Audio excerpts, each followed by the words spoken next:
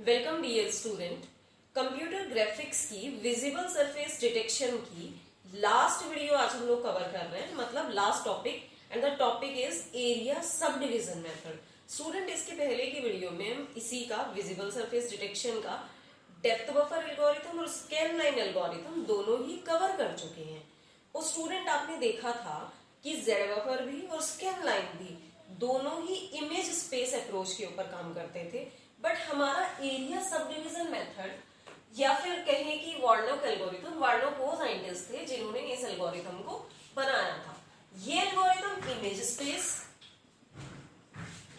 Plus object space दोनों ही approaches के ऊपर काम करता है। देखिए, ऑब्जेक्ट स्पेस अप्रोच को ये सिर्फ सरफेसेस को उनके डेप्थ के अकॉर्डिंग शॉर्टेड ऑर्डर में अरेंज करता है, यानी कि रीऑर्डरिंग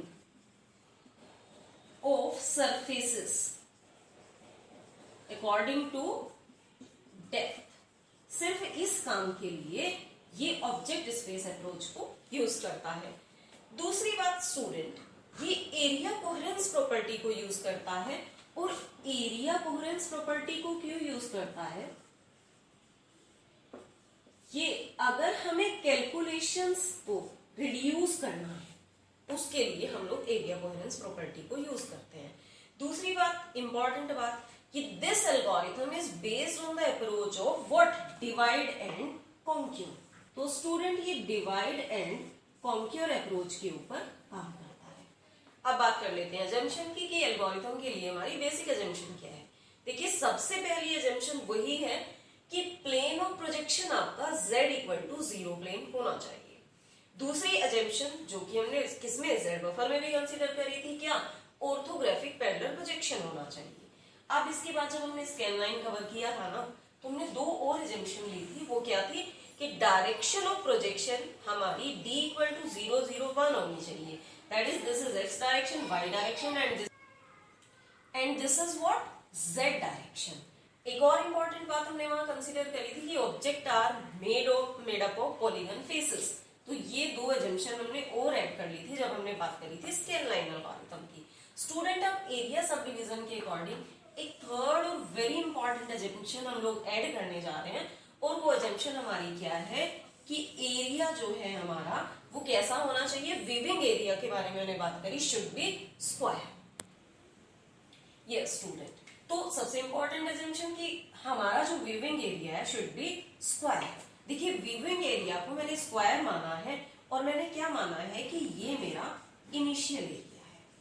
अब आपका एरिया सब डिवीजन आपको क्या कहता है कि आपको कोई सरफेस इस एरिया पे विजिबिलिटी टेस्ट करनी है, और हो सकता है कि वो सरफेस इस एरिया पे यहाँ विजिबल हो, यहाँ विजिबल हो या कहीं और विजिबल हो। तो उसके लिए हम लोग क्या करते हैं? सब डिवीजन करते हैं। दैट इज, इस इनिशियल एरिया को हम लोग फर्दर सब डिवाइड कर देते हैं अनदर एरियाज में। ठीक है, ये हमने इसको सब डिवाइड किया एरियाज में। और अब आप समझिए कि अब हम फिर से ये एक पोर्शन मेरे लिए क्या है? ये मेरे लिए विविंग एरिया है। ये अलग विविंग एरिया, ये विविंग एरिया, ये विविंग एरिया। अब मैं यहां फिर से इसको क्या करें? फर्दर सब डिवाइड कर देते हैं। ठीक है स्टूडेंट, इस एरिया को फिर से फर्दर सब डिवाइड कर दें, इसको और सब डिवाइड कर दें, सब डिवाइड कर दें। ये सब डिवीजन कब तक करते जाना है?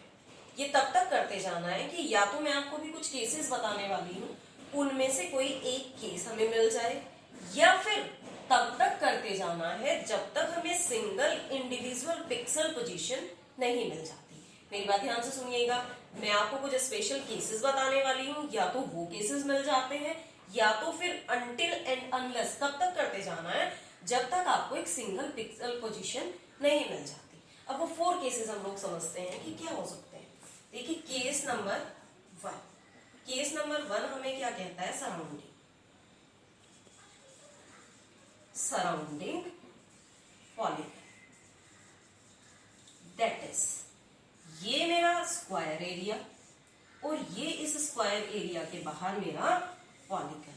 तो ये कौन सा केस है? ये है हमारा case surrounding polygon, case number 1।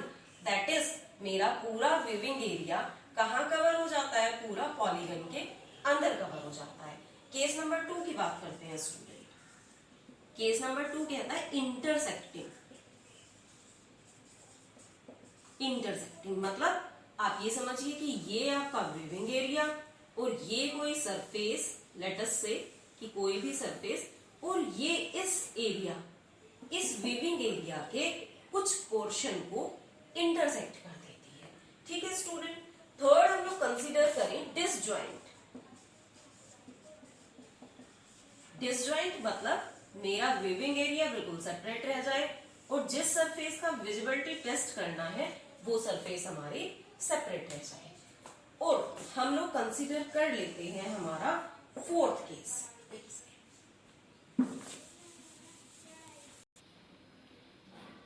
तो स्टूडेंट केस 4 हमारे पास क्या है? केस 4 है कंटेन्ड। मतलब आपका जो पूरा पॉलीगन है वो हमारे विविंग सरफेस के अंदर पूरा का पूरा कंटेन्ड हो। तो स्टूडेंट हमने 4 केसेस डिस्कस किए। पहला सराउंडिंग, दूसरा हम लोगों ने बात करी थी किसकी? इंटरसेक्शन की, तीसरा डिसजॉइंट, और फोर्थ हम लोग बात कर रहे हैं कंटेन्ड पॉलीगन की।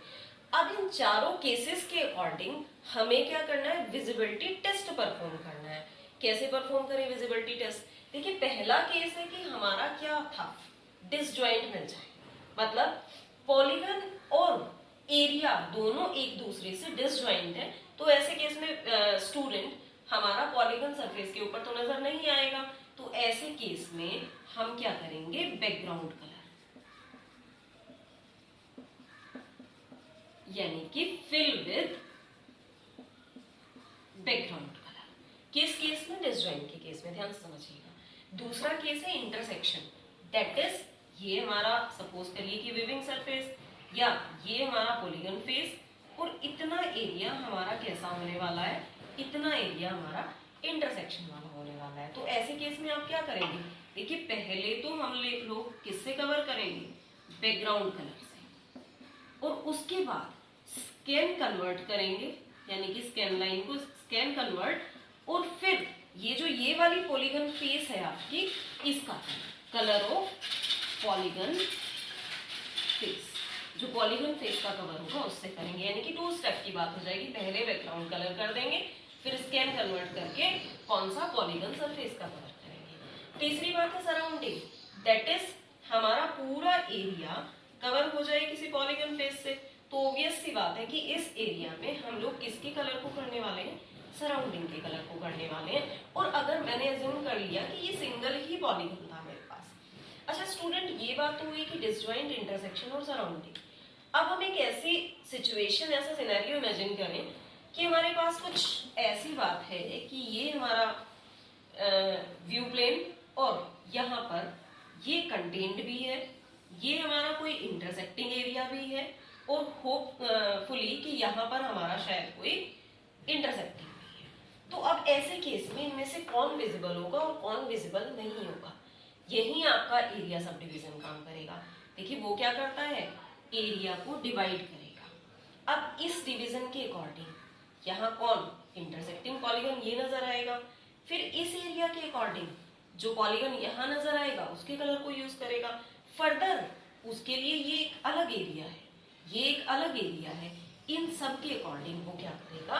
डिवाइड करता जाएगा। ठीक है स्टूडेंट, ये चीज होप्सो आपको थोड़ी सी क्लियर होगी। अब ये डिसजॉइंट, इंटरसेक्टिंग, सराउंडिंग या फिर तीनों ही कैटेगरी के लिए कैसे काम करेगा, एल्गोरिथम की अप्रोच क्या है, उसको समझते हैं। देखिए सबसे पहले हम बात करेंगे किसके लिए? डिसजॉइंट के लिए। और डिसजॉइंट यानी कि केस नंबर 1 के लिए। केस नंबर 1 के लिए हम लोग जो स्ट्रेटजी फॉलो करते हैं उसको हम लोग कहते हैं मिन-मैक्स टेस्ट। ध्यान से समझिएगा, मिन-मैक्स टेस्ट के ऊपर क्वेश्चन कई बार आपका यूजीसी नेट में भी पूछा जा चुका है। तो मिन-मैक्स टेस्ट क्या है आप समझिएगा। सपोज दैट कि ये एक सरफेस है, विविंग एरिया है मेरा, और यहाँ कोई सरफेस लेटस से कि मैंने रखी है P1, और ये कोई सरफेस मैंने रखी है क्या? P2। ठीक, अब हम क्या बात करें कि ये P1, यहां बात करते हैं, ये P1 का मैक्स है और ये P2 का मिन है। तो हम क्या कहते हैं कि यदि P1 मैक्स हमारा स्मॉलर हो जाए किससे, P2 min से, केस नंबर 1। या फिर हम लोग क्या बात करें कि भाई ये पॉलीगन कंसीडर करते हैं, एक ये पॉलीगन, एक ये polygon, this is P1 again, this is P2 again, this is X। ये क्या है, P1 का y एक्सिस पे है ना, y एक्सिस पे मैक्सिमम वैल्यू, ये अगर लेस हो जाए किससे, P2 की मिन से, दैट इज मिन से P2 की, तो ये क्या होगा, ये केस हो जाए या ये केस हो जाए, या फिर P2 का ही मैक्स आपका लेस देन हो जाए P1 मिन से, या केस नंबर 4 की हम लोग बात करेंगे, P2 यस। तो अगर P2 का मैक्स हमारा लेस देन हो जाए y के रेस्पेक्ट में किससे, P1 के मिन से। देखिए स्टूडेंट, इन चारों केसेस में से कोई भी अगर एक भी केस मैच हो जाता है तो आप समझ लीजिए कि केस हमारा किसका है, डिसजॉइंट का केस है। आप समझते हैं किसको, इंटरसेक्शन को। चलिए ये स्टूडेंट, अब हम लोग बात करते हैं टेस्ट नंबर 2 की, और टेस्ट नंबर 2 हम लोग करेंगे इंटरसेक्शन के लिए। ठीक है, डिसजॉइंट के लिए हम लोग कर चुके, इंटरसेक्शन के लिए हम लोग टेस्ट करते हैं कि भाई हमने दो सरफेसेस भी और चेक किया, या ये विजिबिलिटी एरिया लिया कि कितना पार्ट हमारा इंटरसेक्शन में आएगा। थर्ड टेस्ट है हमारा कंटेनमेंट टेस्ट, और कंटेनमेंट टेस्ट कहता है कि मान लीजिए कि ये P1 और इसके अंदर P2 पूरी तरीके से कंटेन, या तो फिर ये P2 और इसके अंदर ये P1 सरफेस पूरी तरीके से कंटेन, या फिर तीसरा केस कि दोनों ही क्या हो जाए, आपकी डिसजॉइंट हो जाए। तो ये 3 टेस्ट परफॉर्म करने होंगे आपको अपना विजिबिलिटी टेस्ट चेक करने के लिए। स्टूडेंट, मैं समझती हूँ कि आपको एरिया सब डिवीजन मेथड अच्छे से क्लियर हुआ होगा, और यदि आपको क्लियर हुआ है और समझ में आया है अच्छे से, तो प्लीज लाइक करिएगा वीडियो को, शेयर करिएगा, और हो सके तो चैनल को सब्सक्राइब करिएगा कंप्यूटर ग्राफिक्स सीरीज पे और वीडियोस देखने के लिए। Thank you.